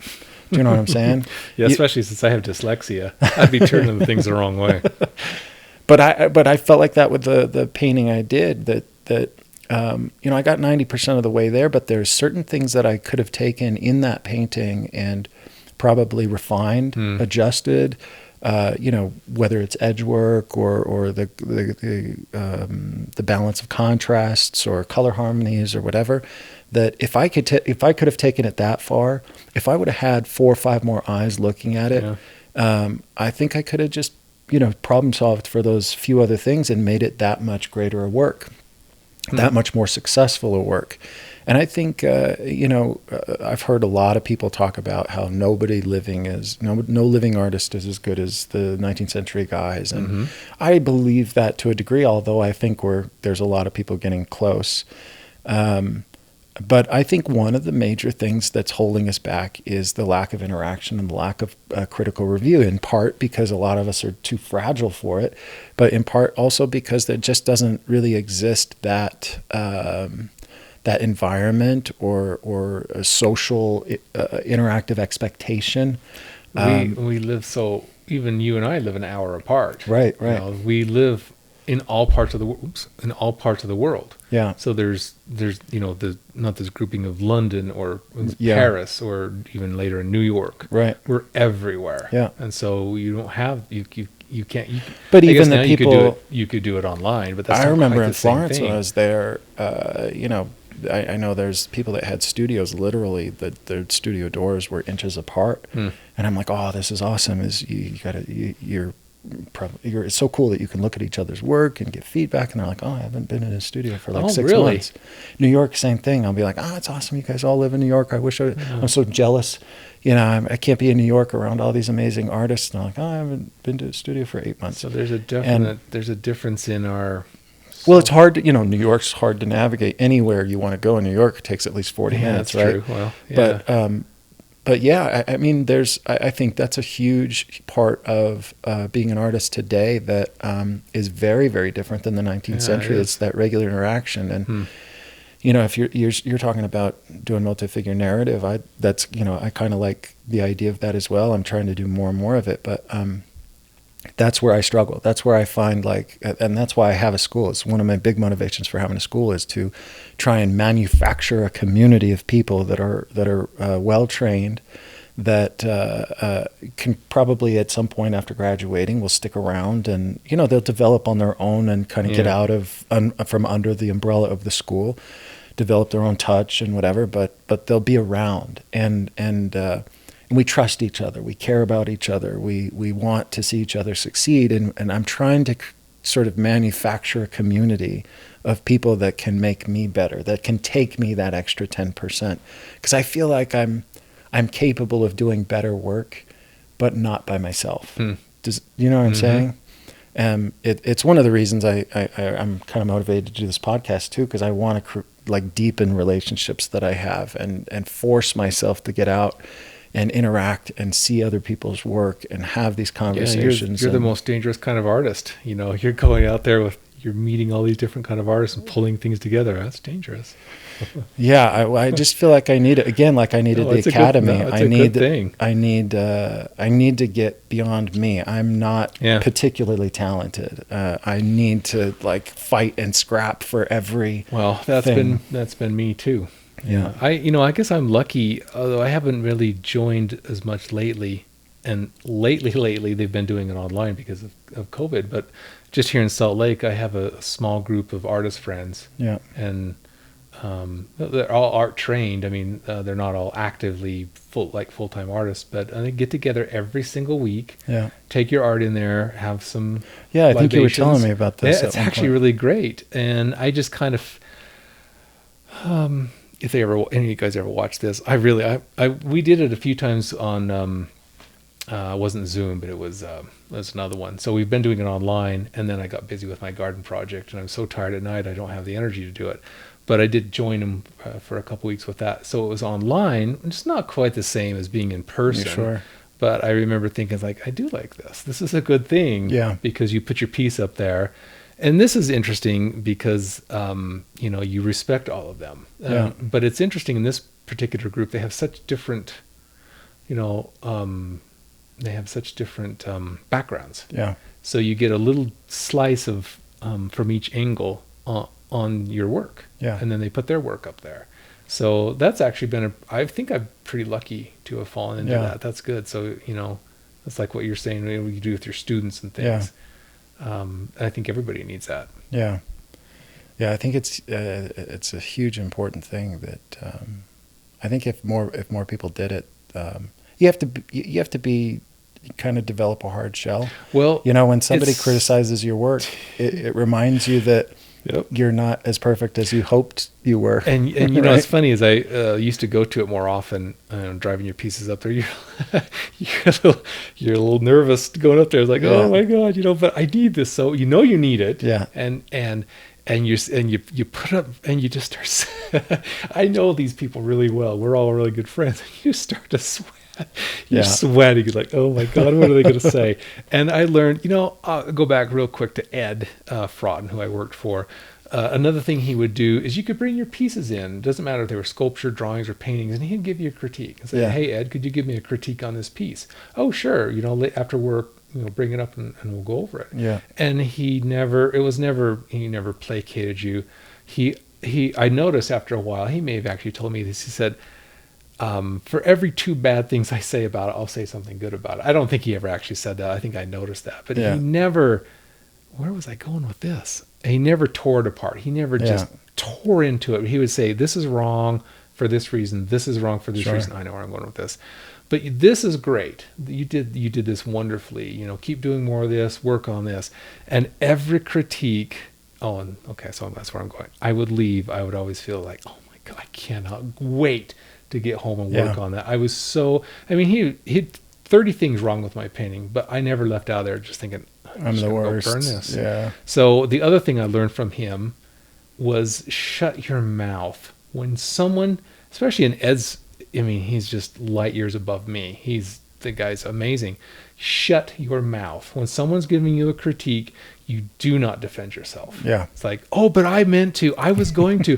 Oh, you don't understand. Shut your mouth and you take in everything that person has to say because they're there to critique you. And if they're giving you an honest critique, take it in. Right. And I'm not saying you have to do that to it. Take what you want. Take what you want. Yeah. So on this other critique, I learned that. And everybody does pretty good. That's why I like this critique. There's no one person there that says who's defensive. Yeah. Oh, well, you guys don't understand. There's nobody there doing that. Yeah. So I love this group. But you take it home and say, okay, there were 10 things said about this painting. 5 people said the same thing about that. Okay, I better rethink that. Right. But this person said to do this. This person said the absolute opposite. Yeah. I'll make my judgment call on that. So you definitely give and take what you're going to change. But I've been with other artists in a critique, and the first thing out of their mouth is like, you don't understand what I'm trying to do. Yeah. I'm trying to. It's like, this is not a critique. This is not going to work. Right. So that ego you have, if you're going to go into a critique, leave it at the door. outside. Yeah. I've had several students over the years in workshops or something where you give them a critique and the response is, well, I'm just going to do it this way. You're like, why did you ask? Why did you sign up for a workshop? What's the point of this critique or workshop? If you're going to do it, if you're just going to do whatever you were doing, okay, that makes it easier on me. Fine, go ahead. I've actually had students like that in workshops too. Most of my students in workshops have been fantastic. Yeah. Really, the thing I like about, segue out of that, but in workshops, they pay to be in your workshop, so they want to be in your workshop. I've taught. There are benefits of teaching commercial schools, public schools. Is that right? colleges, as an adjunct professor because I don't have a degree. Yeah. And although there's some great students in there, but there's still always the students in there that are just there for the grade. Sure. And they're going to try to get away from doing the actual work the best they can, and it kind of ruins the experience. Yeah. The 20% ruin it for the 80%. Yeah. But in a workshop experience, they've paid to be there. They've paid to be there, yeah. And they've chosen your workshop. And so I've had some great students. Yeah, Really great students. Yeah.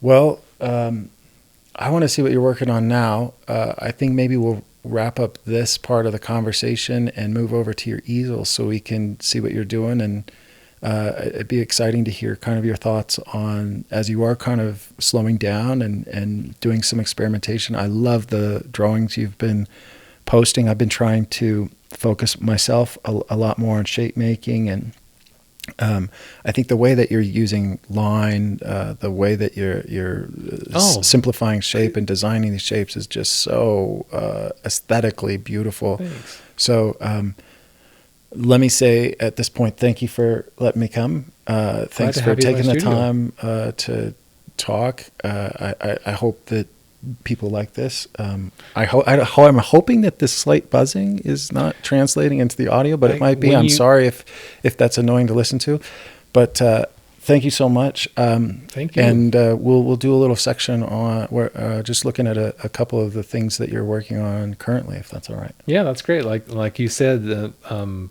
drawing right now has taken precedence, and simplification of drawings. I'm not out to complete anything for galleries or anything, so just kind of exploring. You said line, so I'm glad you said line, because that's it's just I've loved seeing them as you post them on Instagram, so it's going to be really cool to see them in person and to share some more on the video. All right, so I guess this is this drawing represents where I am right now, and it kind of represents me in a different maybe a surface. Traditionally, let's see, I'm not sure I can put this into terms sometimes. Traditionally, I work drawings more like I would work a painting. So this would be maybe more a traditional drawing for me, how I work more like I work a painting, as in value. So I'm working value and form. Even though I'm at the drawing, I can still work line. So I'm just turning form with light and shadow. And I still love working this way. There's not a problem. This is my traditional paper with charcoal, and this is new pastel. And I'm currently actually working on this piece right now. So this drawing is all about form, I guess is what I'm saying. It is unfinished. I still haven't finished it yet. And where I'm going, or where I am right now, is a different surface. And this is Strathmore 400, but what I've done is toned it with gouache or watercolor, and so it's just giving it this kind of a random tone. And this one is actually watercolor. I'm sorry. This one is actually color pencil. So I haven't touched color pencil since I was in high school, and I don't know. So I went from, I don't know why, but I went from pastel to color pencil, and there's something about the color pencil I like. So generally, I'm just after line on this, and I'm after line, I guess, expressiveness. I'm trying to get away from, I guess, what I would call rendering an image, which is, even though I'm not classically trained, that's still my general approach, and it's a matter of measuring and plumb lining things and finding all the spots, which I guess I still do, but I'm trying to be more expressive with it. And I would have to say my greatest inspiration for this for many years has been Egon Schiele. Now, obviously, this is not Egon Schiele expressiveness, but that's kind of what's driving me. So I'm just really having a lot of fun playing more with line and less with volume. And that's really all it is. I think I mentioned the paper just because this paper is more. It's more akin to that. It seems to. What kind of paper is it? Did you say? This is actually Strathmore 400. Okay. This is the smooth tone. That's like that comes in like a biggie sketch pad or something. Yeah, just a simple, big. This is an 18 by 24. I cut them up, but when you tone it, it gives it more tooth, and I don't even know how to explain that. I just apply the pigment with a big brush, and it lifts up the grain of the paper. So I press it back flat in my dry mount press and go to town on that. And the Prismacolor, the colored pencil, is far less forgiving. So you really have to be pretty precise here. That's what I was going to mention that, and I don't know why I went to that, because do I have one? I guess this is one. The charcoal is much less forgiving. Much less forgiving. So charcoal is less forgiving than colored pencil. I'm sorry, I said that backwards. You have to edit that out. Charcoal is more charcoal forgiving. Is more forgiving yeah, than okay. colored pencil by far. Yes. Yeah. So I started this one with the charcoal, and I think the reason I went to the colored pencil is just to get myself out of the habit of saying, I can put all these lines down, but I can correct them later. And there's nothing wrong with that. I'm not saying that there's a right, wrong, or a right reason or a wrong reason, just a different reason. So I can put this down as in charcoal and adjust it as I go, which is the way I've always worked. But in colored pencil is a little bit more like working with pen. That if you put that mark down wrong, you're in trouble. So it's forcing me to pay more attention to my line. Yeah, right from the very beginning. Right from the very beginning, yeah. And 5 years ago, I don't think I could have done this. This is a hard thing to say. So when I guess I'm relying on what I know, what my training is. I mean, I've drawn from life for 30 years. And I'll preface this right now. This is done during the coronavirus. So I haven't had a live model in my studio for 3 months. Yeah. So these are from photographs. And part of my impetus on this is I don't care if it's a life drawing or a photograph. I'm going to treat them the same. It doesn't matter to me anymore. And so I want that expressiveness no matter what the source is. And now I just forgot where I was going with that. You're talking about photos versus life? Yeah, that's what threw me off though. I was going back to the line quality with that. Something about the colored pencil, the expressiveness. The directness. Yeah, just that. I feel like, okay, that's where I was going with this. So I feel like, because I have drawn from life for so many years, I have an internalized ability, hopefully, to see generalized shapes and stuff, like we've all been trained. It took me 15 years to get that, and it took you, maybe 2 years to get that, or something, in school. You got there a lot faster than I did.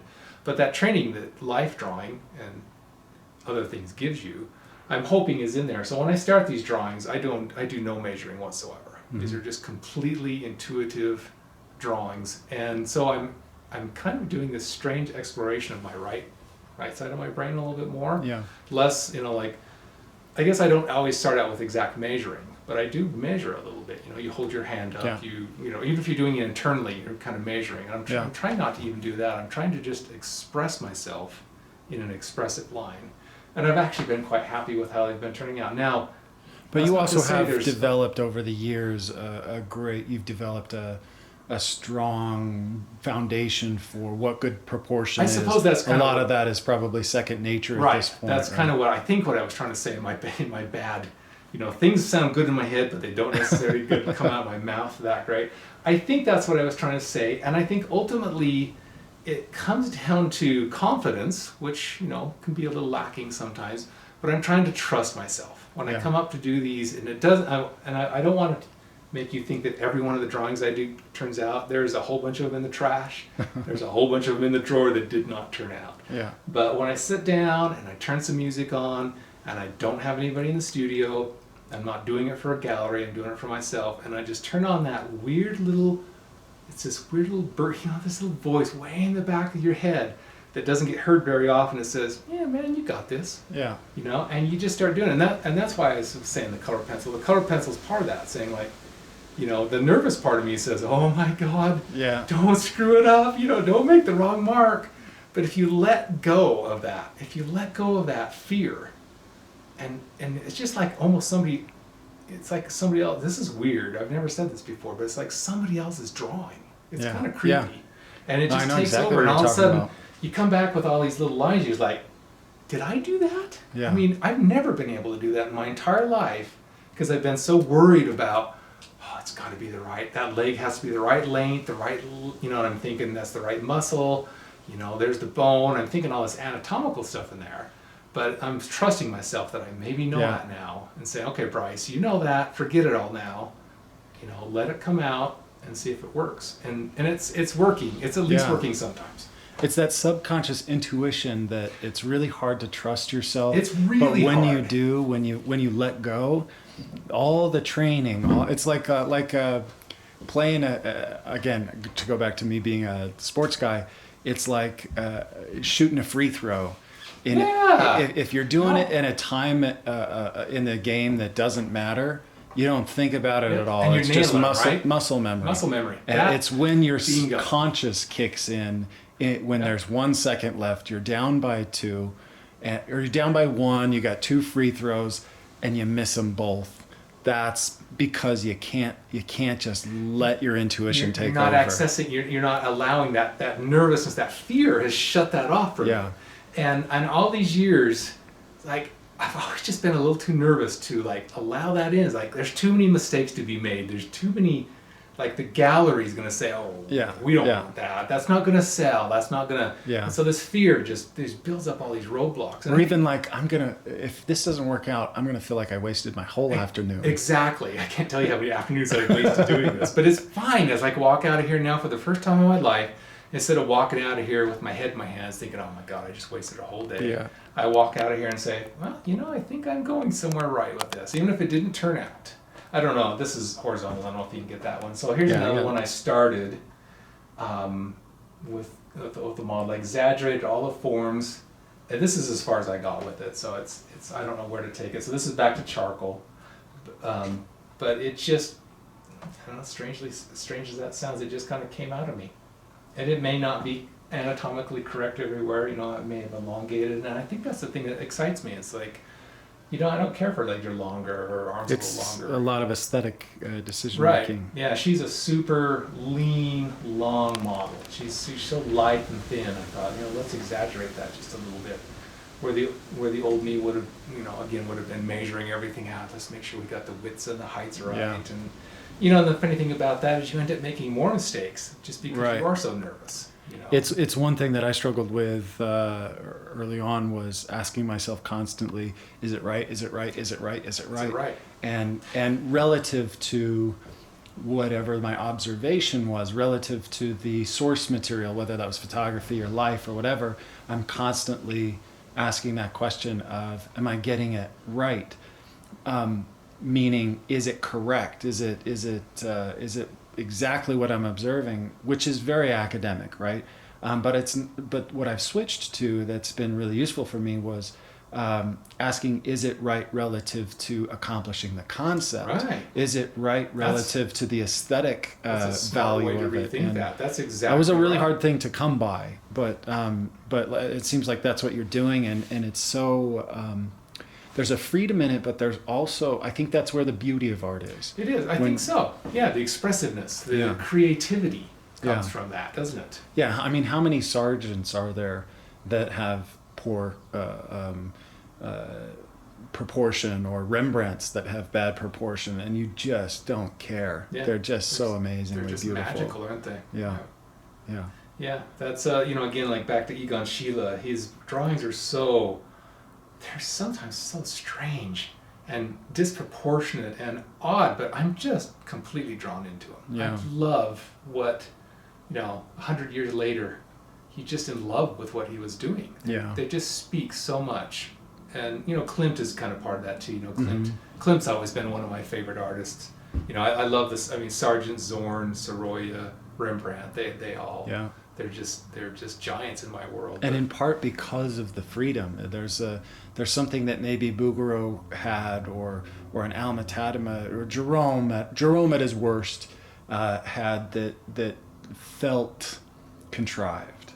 Maybe a little bit. Yeah. Jerome at his worst, I would say, more than Bouguereau or Alma-Tadema. Yeah. But it felt like there's a certain mechanics to this that doesn't exhibit the same freedom that we're really responding to, and the people you're talking about really kind of turned that corner and just felt like just there's just pure freedom in the work. Yeah, and it's not so far into like abstract expressionism that you don't get it. Yeah. It's like, oh, I don't get that. You still get it. It's still there. It's based in this area of realism or representationalism. Yeah. But it's pushing it into areas of, I don't even have a word for that. But there's other artists out there too. That he's just always the first one that comes to my mind. Yeah. It's kind of been inspiring me a lot. Yeah. More lately. Always has. I've always liked his work, but I think it's come more to the forefront lately. And I think that that comes back to the multi-figural. So I feel like approaching my multi-figural pieces. My multi-figural pieces are more like intertwined figures, nude figures. So this abstract shape, that presented itself when I was starting them. Like I said, I just wasn't able to internalize what was going on there. So I feel like if I could maybe start playing with line and expression a little bit more, maybe I can approach those. I don't know, though. I don't know if I'll ever fully realize what I want out of those. But it's an exciting journey. Yeah, it's exciting for me to see. So I appreciate you showing that, talking about it. I think that's a great insight for a lot of people. So. Yeah, anyways. Keep drawing, everyone. Yeah, thank you so much for drawing rules. for letting us in. Thanks, Ryan. Thanks awesome. for coming by. I appreciate it. So, all right, that's it. Okay. So here's 3 pieces in my collection from other artists. This first one down here is Kevin Bylefus. And Kevin Bylefus and I have been friends for a long time. So we did some trades, and when I first saw this piece, it was down in Gallery, Russia, and he ended up back with it. And so I told him, if you ever get that little drawing back, that little painting back, it's mine. So got that. This is Phil Couture. He lives. When I got this, he was living in Japan and doing all these wonderful geishas. I have another one of this that I got not too long ago that still needs to be framed. And this one over here is a local artist, Bjorn Thorkelson. He's a really good friend of mine. And that one I collected. I actually like the way he did it. I think everything is just awesome about that piece. So let's see, we did a trade. So these are actually with Phil's I bought, but these 2 are trades. And Gandalf is one of my favorite characters, so I had to have a Gandalf. And so this is kind of our little whimsical, we call it a whimsical collection, I guess. A bit of everything. So the rest of it's up here. And here's I can't remember who this guy is. Nobody's really ever heard of him before. It's Jeremy Lipking. Oh, yeah. He's really obscure. Yeah. Anyway, I could pick this up in a workshop I took back in, I don't remember.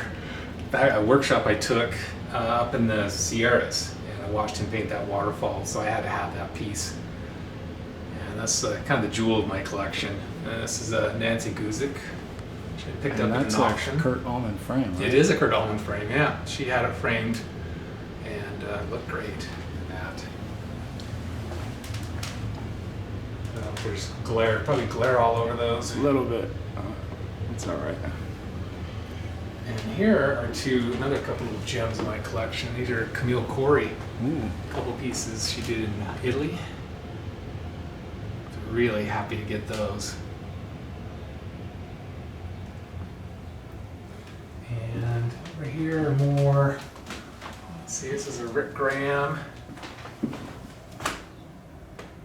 And I have a couple Kimball Warrens here. It's a local, a couple Utah artists. A couple of my kids' pieces in the corner.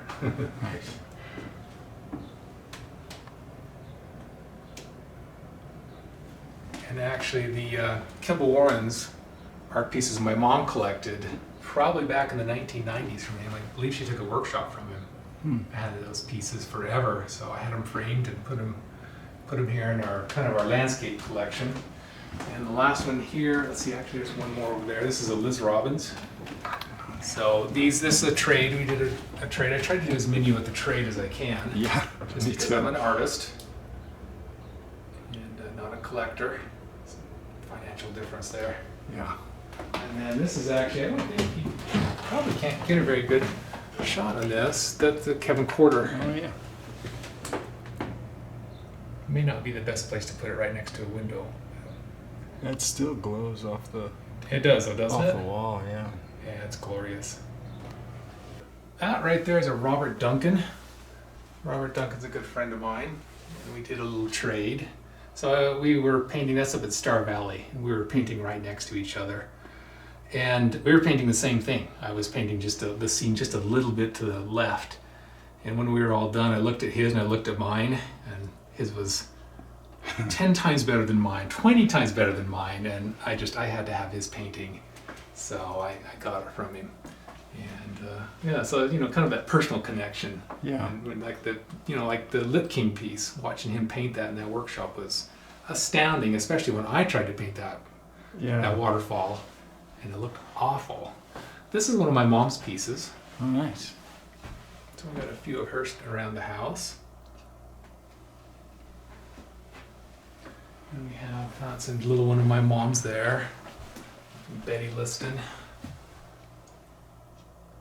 All Thomas's. And that's a Catherine's Stats right there. It's another my mom picked up in one of Catherine's workshops, probably back in the 90s. And yeah, that's the other Carl Thomas. Robert really liked that one. So those were around, my mom collected those. So I've had those forever. This is one of my mom's here. Needs to be put in a better frame. And somehow... My mom was a good painter. She was good. She started landscape, and then she started doing some portraits. We can show some of her portraits. And this one, I got one of mine in the collection. That's one I did. There you go. This is kind of our winter room. All snow scenes. And this Susan Gallagher is a friend of mine, local artist. Boyer is a good friend of mine. And again, it's a trade. San Francisco, and I love San Francisco. It's one of my favorite cities. But this one, just to me, I thought it had such a glow. I love the light and the composition. I think it's a great composition. So yeah, a little trade on that one, and I ended up with a very nice piece. And then you can't see it very well, but here's another Camille Corey. Yeah, she painted that on that studio she had on 4th South. And this is your mother's. Yes, one of my mom's pieces. There's no name on it, so copper, huh? Was never able to. I'm just gonna put my hand up here to show the size. Yeah, it's hundreds of years old. Wow. But because there's no artist attributed to it, I picked it up for a pretty good price. Nice. This is Hollis Dunlop. I picked that up last year in his workshop. Love his work. Yeah, it was great. Watching him do that, it was inspiring. And then just down below that is a little study that my good friend Dan Beck did. I think I still owe Dan a trade on that one. I think the amazing thing about having original art in your home is that feeling, that excitement when you consume something. You go and buy yourself a television or a car. It's so exciting in the beginning, but it wears off so quickly. You have to go buy something new to get that feeling back. The thing I've noticed about having original artwork in the house, it doesn't wear off. I've had some of this art my mom collected, so it's been around most of my life. And every day I walk through here and I look at this art and it makes me feel good. I love seeing this art, and it gives me that same rush, that same feeling as when I first put it up on the wall.